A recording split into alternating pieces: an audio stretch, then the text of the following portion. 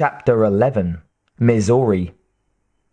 Dennis Reese had gone about 50 yards before he realized that Mary wasn't with him. He looked in all directions, then headed back along his trail to find her sitting on a boulder beneath a huge shagbark hickory just coming into leaf. She was sitting with her legs crossed at the knee, leaning her chin on one fist, staring at nothing. "I thought I'd lost you," he said. Mary just looked him over. Now what? He wondered. "Hello?" "I think we need to talk," she said, sitting up. "I think that we need to get away from that thing." "We have, for the moment. Now we need to figure out what to do and where to go. I honestly don't think the camp would be our best choice." He looked away from her, folding his arms across his chest, then took a few steps away from where she sat. Mary raised an eyebrow and one corner of her shapely mouth, but said nothing. He turned and they looked at each other, neither wanting to be the first to speak, until finally Mary rolled her eyes. "Pull up a rock," she said. "We could use a break at least."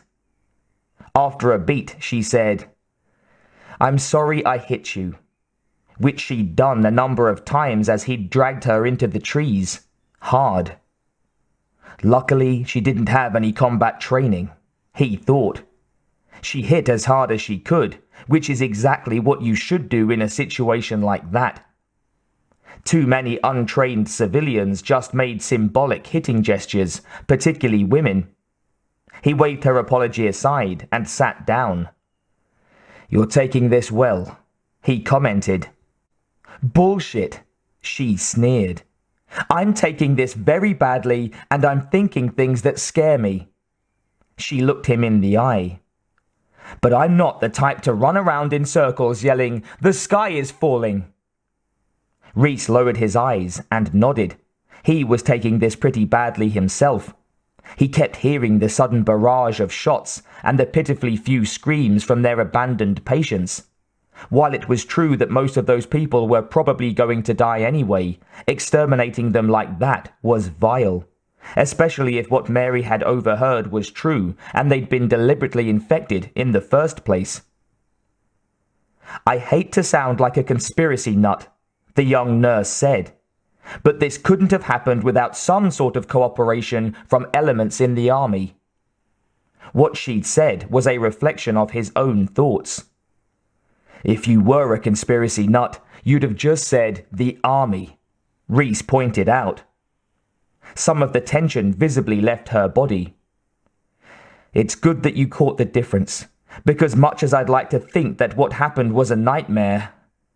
"Same here," he agreed. "So, is Yannick involved, or is he just following orders?" Mary asked. Reese frowned. "I don't know him well," he said, "but I got the impression he's an all-right guy.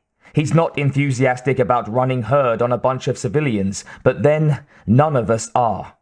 As for following orders, if they came from the right place, bearing the right names and codes, why wouldn't he obey them? We did." "So, the army's been infiltrated." He spread his hands. "By what? Trailer trash?" Mary tightened her lips. She'd been about to call him on his assumption that people who lived in trailers were automatically trash, when she realized she was just looking for a distraction. "We've got to warn them," she said. "And how will we get them to believe us?" he asked. "Well, we've got neither trucks nor patience, and we can take them back there," she pointed. "What do you think we should do? Hide out in the boonies and hope someone else takes care of the problem?" He gave her a look. "How about we talk a little less and think a little more?" he suggested. They were silent after that. Then Mary raised her head excitedly. "Did you hear that?" she whispered. The lieutenant straightened his ears, and after a minute he heard a rushing sound. "Water!" Mary exclaimed happily. "Let's go find it." She leapt to her feet and started off in the direction of the sound. "Hey!" Reese said, but quietly, and started off in pursuit. He'd just grabbed her arm when he heard the sound of a rifle being cocked. "Who goes there?" a young voice barked. Reese froze, and Mary looked at him with eyes like saucers. "Lieutenant Dennis Reese," he said, carefully holding his hands away from his body. "U.S. Army Corps of Engineers." He nodded meaningfully at his companion. Mary Shea, nurse." From out of the greenery came a slight figure in fatigues and camouflage paint, carrying an M16 pointed unwaveringly in their direction. "You got ID?" "Yes." Reese reached for his orders. "Slowly!" the youngster barked. "Using 2 fingers. Take it out of your pocket and toss it to me." The lieutenant did as he was told. Then he nodded at Mary, who slid a laminated badge from her pants pocket and tossed it over as well. Not looking away for even an instant, the youngster stepped forward, scooped up the 2 IDs, and stepped back. Then, constantly flicking eyes from page to prisoners, he read them. "I'll hold on to these for now," the kid said. "I better take you in." Gesturing with the rifle for them to turn around and start walking, the youngster followed, barking out terse directions now and then. It seemed to Reese that occasionally he'd glimpse a human form disguised with brush and paint, but he honestly couldn't be sure. Having a cocked automatic weapon behind his back, in the hands of someone barely old enough to shave, was nervous-making enough. Finally, they came upon a cabin on the edge of a small clearing, overshadowed by a group of oaks sprouting from a rocky cleft. Their massive, writhing limbs formed a virtual platform over it. The cabin itself was notched logs chinked with mortar, the door and shutters weathered and splintered.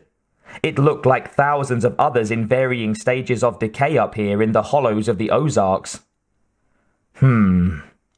Reese decided that appearances could be deceptive. Despite the cabin's rustic appearance, there was a keypad under a wooden catch by the door.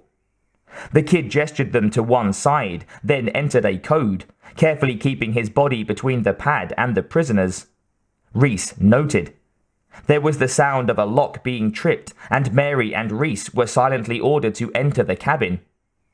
A man was seated at a rough-hewn table, sipping from a tin cup. "Daddy?" the kid said. "Good job, honey," the man said. "Just give me their papers, and I'll take it from here. Y'all get back to your post now." Uh-oh, Reese thought. Good thing I didn't make that joke about being too young to shave. The girl, which they now saw her to be, grinned and pulled the 2 prisoners' IDs out of her breast pocket. "Betcha they thought I was too young to shave," she said, glancing aside at Reese. "Or at least this guy did." "Maybe you shave your legs," Mary replied with a slight snort. The girl handed the IDs over, saluted, and left, pulling the door closed behind her. "Lieutenant Reese," the man said, pursing his lips. "Army Corps of Engineers. Always a useful occupation.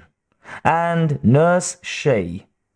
He smiled a welcome at Mary. "We can always use someone trained in the medical profession," he said sincerely. "Welcome to our little hideaway." "Are you survivalists?" Reese asked. He had a sinking feeling about this. He'd known a few survivalist nutcases in his time, some who were the kind that would decide to keep him and Mary as slaves on the grounds that they would help him survive. He'd known a few who weren't crazy, but the way today was going, what were the odds he'd met a sane one? "I'm Jack Brock," the man said. "That was my daughter, Susie. Sit down, take a load off," he invited. "Have some mint tea." Reese and Mary looked at each other, then sat down. "Yeah," Brock said, pouring them each a cup. We're survivalists. Grimly, at least we're surviving, which most people on this continent haven't the past couple of months. And more. He looked up at them, smiling. But before we get into my story, why don't we hear yours? The two prisoners glanced at each other again. If he'd been the perfect soldier facing an undoubted enemy, the lieutenant knew what he'd do. But why not? Reese thought. Might as well see how it sounds when we say it out loud to a third party. We're from the Black River relocation camp. He began. Black River is one of the good camps. Brock interrupted. You wouldn't believe some of the stories we've heard about some of the others. Once again, Dennis and Mary gave each other worried looks.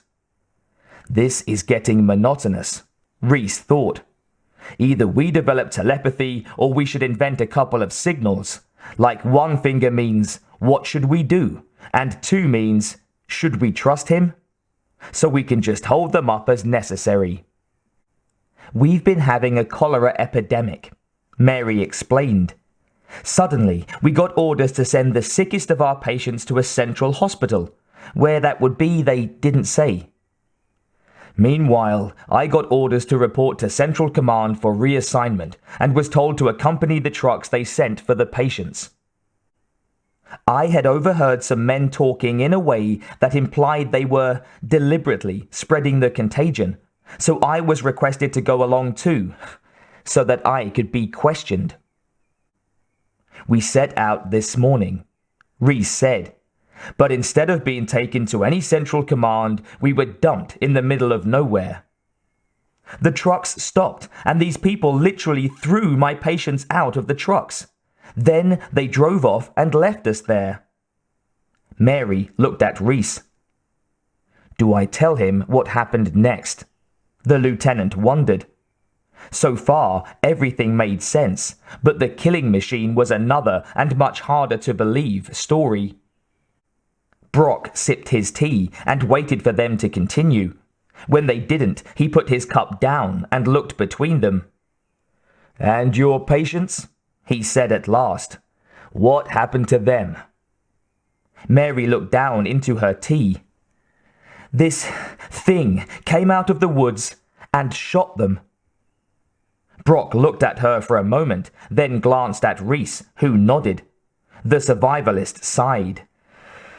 Yeah, what you just saw, he said, was what's called a hunter-killer, HK for short. It's a machine designed to hunt down and kill any human being.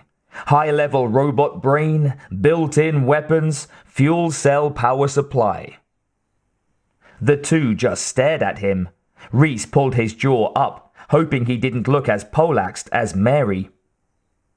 Have you ever heard of Skynet? Brock asked. They nodded. The DoD supercomputer, Reese said. Well, Skynet isn't just a computer anymore. It's sentient, and it's decided that we're its enemies and that it's going to kill us all. It's taken over all the automated factories and has them turning out machines like the one you saw. And since the military foolishly turned over all of its computer functions to Skynet, that computer now controls our military. It's been sending out all kinds of orders and directives. Not just supposedly from the army and so forth, mind you, but also from the civilian leadership, which, like the upper echelons of the military, no longer exists. Brock stopped and let them take it in. How can you be sure of that? Reese asked. Brock leaned back with a sigh. All those VIPs ran to all those hardened bunkers, leaving you and me and the rest of the world to deal with Armageddon while they waited it out in a cushioned comfort. Unfortunately for them, the same fools that gave Skynet control of all the weapons also gave it control of such minor functions as the life support for those same hardened bunkers. He started to chuckle, then waved a hand.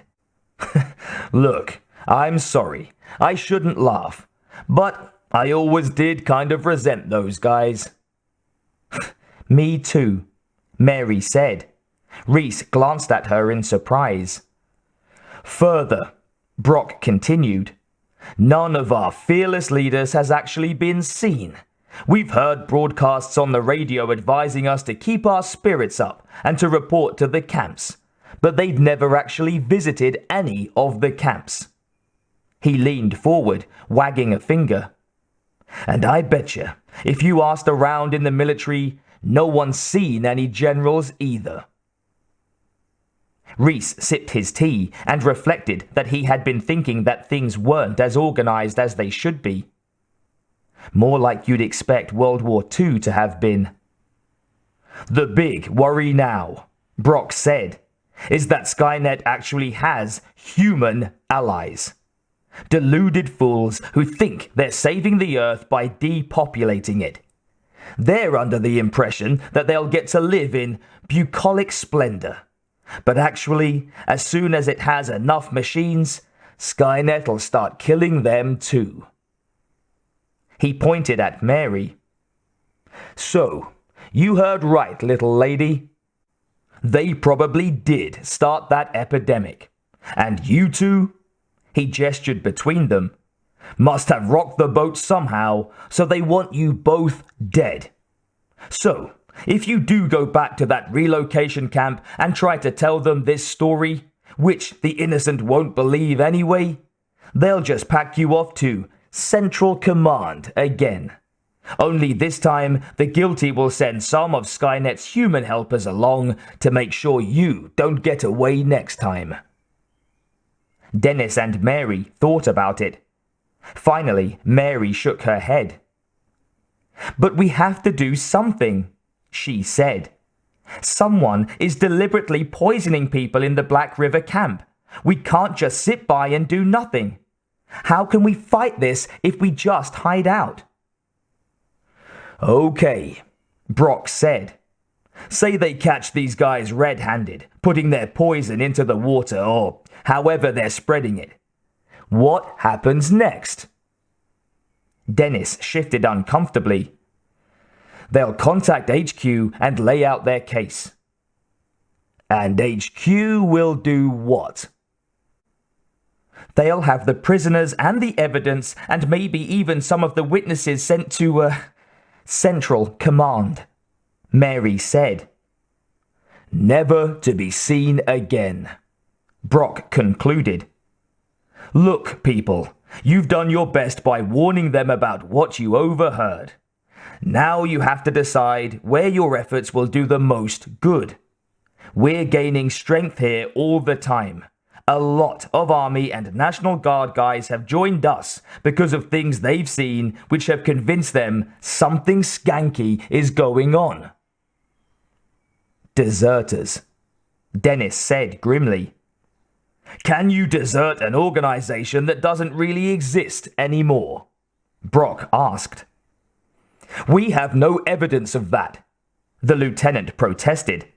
An absence of evidence isn't evidence of absence. Brock studied him silently. I shouldn't do this, he said, but I've got a feeling about you two. He stood up. Come on, with me. I want to show you all something. With a gesture, he included Mary. Have you ever heard of Sarah Connor? Dennis blinked. Yeah. She made an announcement before the bombs fell, telling people what was going on. So you believed her, Brock said. He'd led them into another room of the cabin. Reese rubbed his chin thoughtfully. Yeah, I guess I did. Maybe not everything she said. Not at the time anyway, Brock said with a grin. She's a very smart lady. I won't bother you with how, but she knew this was coming. So, she recruited us, she financed us, and she taught us everything she could to help us survive. Let's be honest, folks. If you don't believe her now, then you're in denial. He pressed a series of knotholes in the paneling, and a section of flooring swung up silently. Mary looked down into the hole where a wooden ladder disappeared into the darkness. "What's down there?" she asked. "The Batcave?" Brock laughed at that. "The Batcave. I like it. Go on down. The lights will come on automatically when you get to the bottom." Mary just looked at him suspiciously, so Dennis went first. As promised, when his foot touched the dirt floor, a light went on. It was dim but serviceable. Down a short corridor was a metal door. On the doorpost beside it was a keypad. Mary came down next, followed by Brock. He led them along the short corridor and, blocking the keypad with his body, keyed in a code. The lock gave, and he opened the door. They found themselves in a small, well-lit room containing a computer, a desk and a chair, a file cabinet, and a young man of perhaps 17. "My son, Ray," Brock said. He nodded at the boy, and the door behind the desk clicked open. Brock led them through. This time the room was long, narrow, and low-ceilinged. The walls seemed to be plastic, as did the ceiling. The whole thing braced with metal. There were computers and what looked like communications equipment everywhere. About 20 people looked up at their entrance, men and women both, the men in the majority. Nobody seemed to be over 40. That may have been because everyone looked very fit. "As you were," Brock said, and the small crowd went back to work. He turned to Mary and Reese. "What you've stumbled into is the resistance. Most people don't realize yet that we need one. But after what you've seen, after the way you were handed over to the HK, you have to know that your place is with us, fighting against Skynet." Montana. The landscape rolled around her, huge beyond imagining. Sarah Connor felt like a bug on a plate as she roared south along I-3. Sometimes it seemed like the grey-green immensity of grass around her was moving, while she stayed motionless. She was glad to be away from the towns, away from the stink of death too, except for the odd victim of the first wave of the machine uprising, and the coyotes had cleared away most of that. Mostly, the air was clean, dry, a little chilly for this time of year, but otherwise normal. But things aren't normal at all, she thought grimly. Cattle in a nearby field looked up and started to lumber away as she passed. She felt an obscure sadness at realizing they'd become wary of humans and human sounds so quickly. Sarah had decided to use main routes as much as possible, since the quality of the roads made up in speed what they lacked in safety. She'd come south along the country roads that flanked the Judith River, and then back onto I-3 near Hobson. Detouring around population centers and the little oblongs marked on her map as fallout footprints kept her out of radiation danger. At least, the counter said she hadn't picked up enough to worry about. Enough by post-Judgment Day standards. The number of Roentgens would have put any safety officer before that into screaming fits and made a lawyer slaver. There was little traffic, and what there was usually official, which meant Skynet and its allies and/or dupes. So far, she'd had no problem avoiding them. It helped that she was avoiding towns where she could. Still worse here in the lower 48 than it was in Canada, she thought, pausing by the side of the road to take a drink from her canteen. The water had a nasty, mineral aftertaste from the pills she'd had to add to it. Ears, stunned by days of the Harley's motor, almost ached with the quietness at first. After a minute or two, she could hear the wind singing in the roadside wire. She'd run across tons of abandoned cars and trucks, and far too many unburied bodies. Canada had been in better shape, but only marginally, and it too was under martial law. Another reason to avoid towns. She and John had organized resistance centers here, but Sarah didn't seek them out. Her task now was to get to Central and South America as quickly as possible and start up the food deliveries. This was no time for a grand tour. But she was mightily tempted. She felt out of touch, and it was irksome, like losing one of your senses, one you didn't know you were counting on until it went missing. What was John doing? Where was Dieter? How was the resistance holding up? And most important of all, what was Skynet doing? Maybe I can pick up some information at the next town, she thought. She was running low on alcohol and would have to stop soon to fuel up. During daylight, in this rural area, that shouldn't cause problems. She had 4 IDs, all extremely good. She also had beef jerky and small parcels of spices to trade for what she needed, and she expected to get a good rate of exchange. By now, people were probably hungry for a taste of beef. She knew they were hungry for what was in her little packets. Sarah pulled to a stop to check her map. With the engine quietly muttering, she suddenly heard another motorcycle revving, loudly, to the south. No, more than one. In fact, there were quite a lot of them, if she wasn't mistaken. Just over that rise and coming this way. She decided to go back to the last exit and go around whatever was happening ahead of her. It was unlikely to be a bunch of lawyers and CPAs out for a picnic with their families. John had asked her once about recruiting motorcycle gangs on the grounds that they were tough, somewhat organized, and seemed to be natural survivors, but she'd discouraged him. "We're trying to save the world," she'd said. "They're trying to end it." As Sarah meandered back down the road, she wondered how big the rally was. And what does the army think of it? Would it bring the authorities running to break it up, or would they stay away, with the not unreasonable excuse that their plates were already full to overflowing? Skynet wouldn't care. In fact, it would feel a sort of cold mechanical glee at humans doing its work for it, unprompted. And how were the bikers managing to gather without wholesale intergang slaughter taking place? Though they might have worked that out a few weeks ago after the bombs fell. Whatever. As John had said, they were natural survivors, but then so were cockroaches and lice, and she didn't want closer contact with them either. Sarah was going down the exit ramp, slowing as she thought about the rally up ahead. Should she try to get a look at it from a distance, or should she just ignore it and carry on with her mission? WWSD. She wondered idly. What would Skynet do? She managed to pull the bike into a turn just before she ran into a rope snapped up to neck height. Sarah continued the turn, meaning to run, but 3 bikes rolled onto the ramp behind her. Their filthy riders grinned evilly and chuckled at her near escape. Shit, she thought. I don't have time for this. She heard bikes moving in behind her. Your move, she thought at them. They hadn't gone for their guns, so she didn't reach for the Bushmaster in its scabbard by her right leg.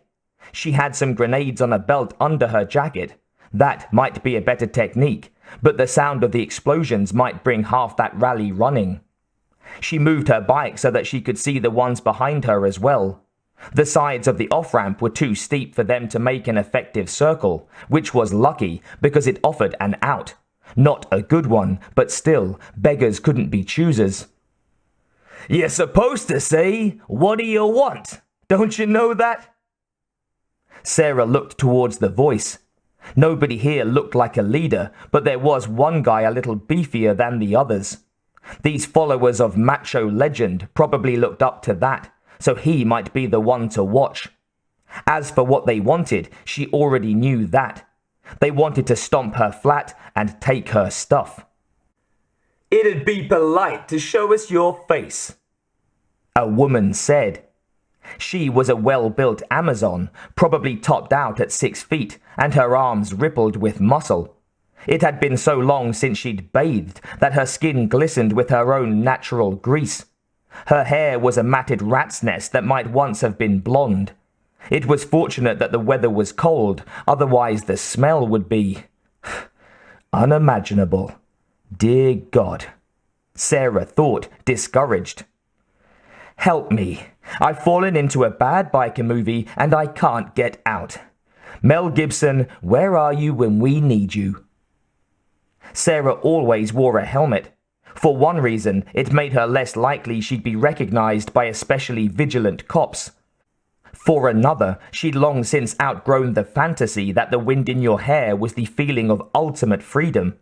The wind in your hair twisted it into impenetrable thickets and filled it with road dirt. And if you spun out without a helmet, you could say goodbye to your face. She figured she'd have to talk to them. Hell, maybe she could actually talk her way out of this. I don't want any trouble, she said. The big guy laughed. Hell, we figured that. If you want trouble, you'd have just kept going straight.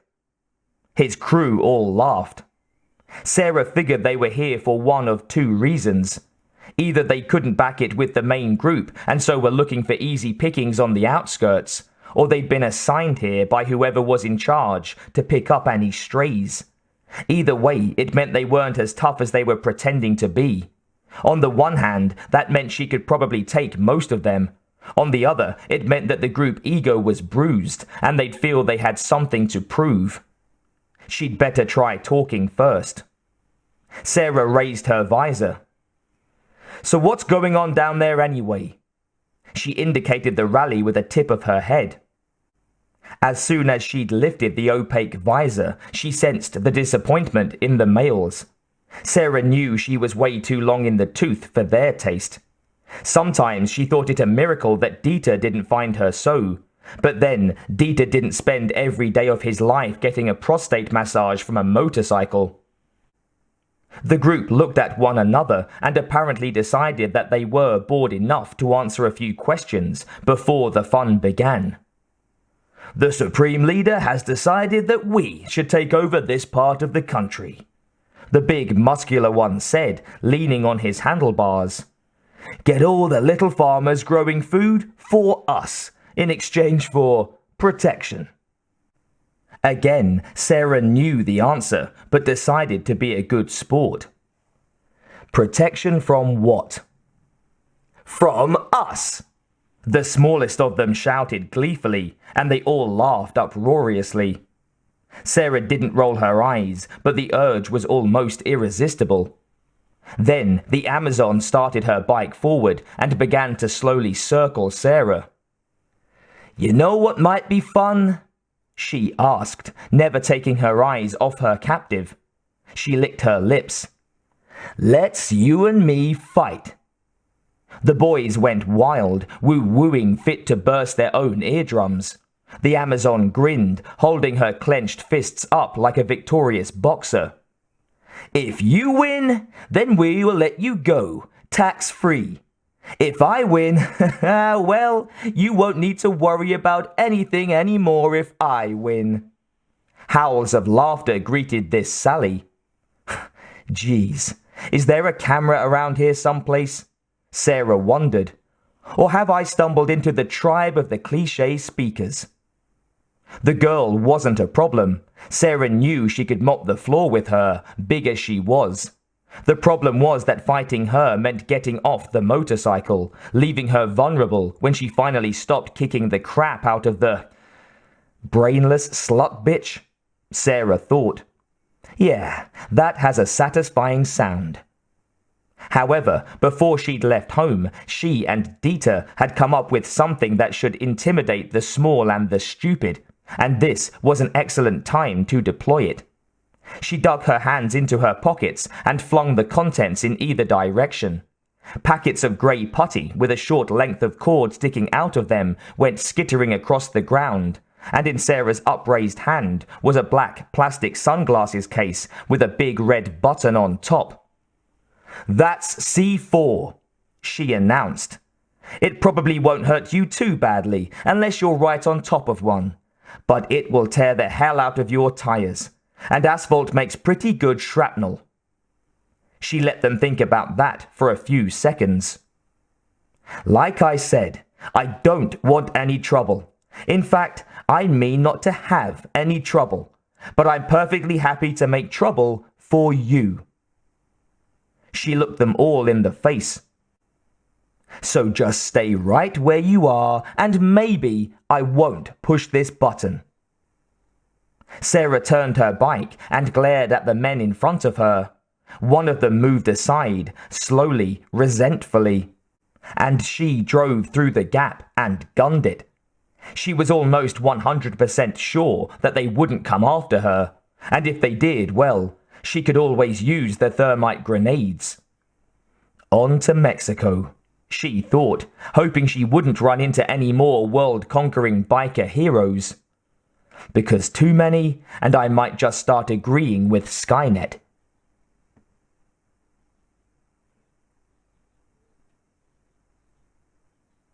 Alaska. John flopped down into the battered desk chair and put his dirty, booted feet up on the grey metal desk. He whipped off his hat and sunglasses with a sigh and rubbed the bridge of his nose. Since that cyber-controlled seal had scarred it, his nose sometimes ached when he wore sunglasses for any length of time. He leaned his head back and closed his eyes.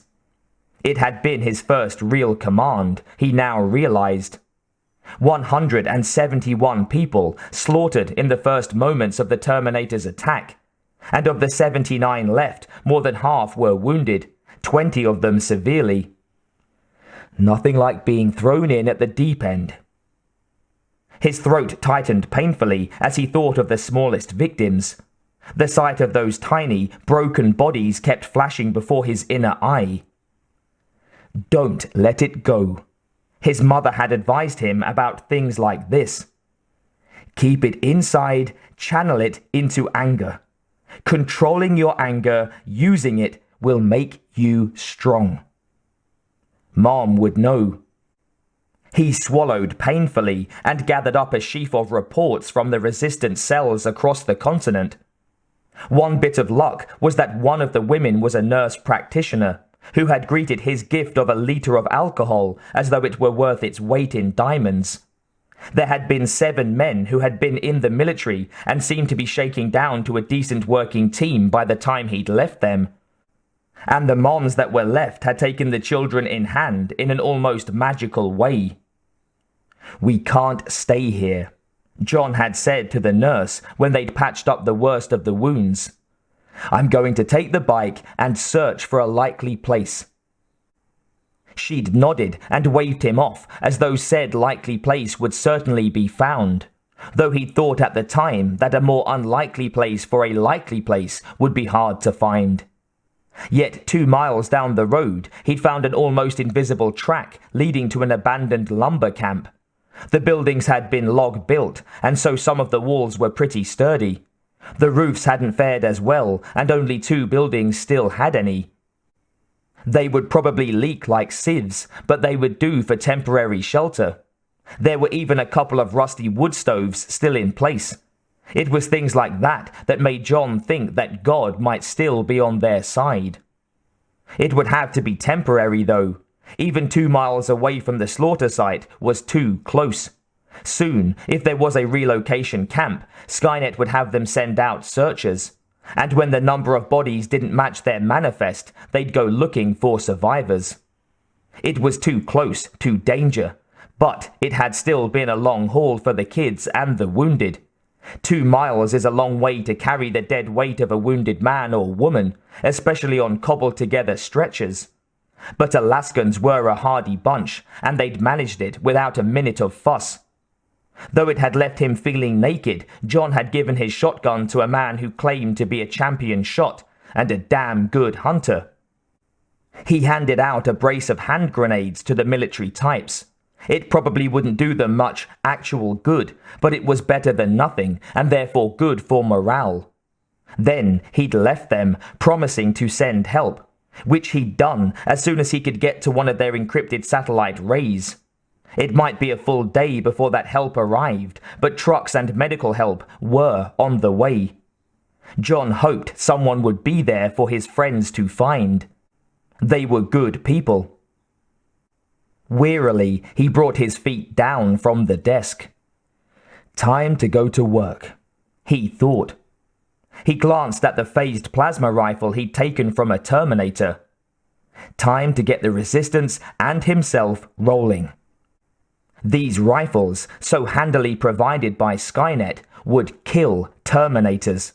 Although he was certain that these easily destroyed first attempts would be quickly replaced by vastly more formidable models, thousands of them. He picked up the plasma rifle. Ike's gonna love this, he thought. Until I tell him that he has to relocate to manufacture more of them.